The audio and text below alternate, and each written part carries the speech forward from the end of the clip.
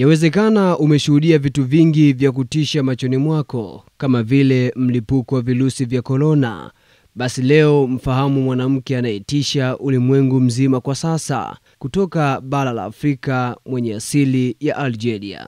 Alizaliwa Mei 2 mwaka 1999. Iman Khelif tayari ameshinda medali ya fedha katika mashindano ya ngumi duniani IBA Women World Boxing Champion yaliyofanyika Istanbul huko Uturuki. Hii ilimfanya kuwa mwanamke wa kwanza kutoka Algeria kufikia fainali ya mashindano hayo. Lakini usiku wa kuamkia leo, shirikisho la ngumi duniani limetangaza kwamba mabondia wote wa kike na wa kiume watatakiwa kupimwa jinsia zao kabla ya kuruhusiwa kushiriki mashindano yoyote yanayodhaminiwa na shirikisho hilo. Hatua hii inaelezwa kuwa inalenga kuhakikisha usalama wa ushindani na usawa kwa washiriki wote.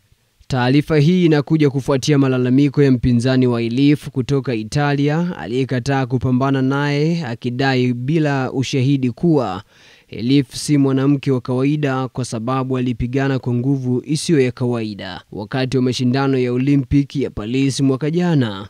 Mashirikisho ya kitaifa sasa yatatakiwa kuwapima wanamichezo wao jinsia na kuwasilisha vyeti rasmi kwa shirikisho la ngumi kabla ya kushiriki mashindano. Vipimo hivyo vitafanywa kwa kutumia mate, damu au sampuli ya puani au mdomoni kwa lengo la kubaini maumbile ya kijinsia ya mtu tangu kuzaliwa kwake. Iwapo matokeo ya awali yataonyesha dalili za kromosomu ya mwanaume, mwanamichezo atapelekwa kwa madaktari huru wa vinasaba, homoni anatomia au wataalamu wa mfumo wa endocrine kwa uchunguzi zaidi. Sera hii mpya inaruhusu rufaa kwa mwanamichezo yeyote atakayekuwa na pingamizi dhidi ya mchakato wa matokeo hayo. Mwalgeria huyo amekuwa akifananishwa na mwanaume, jambo ambalo limekuja na taswira tofauti kwa baadhi ya watu. Wanasema kuwa amekuwa mwokozi, lakini wengine wakidai kuwa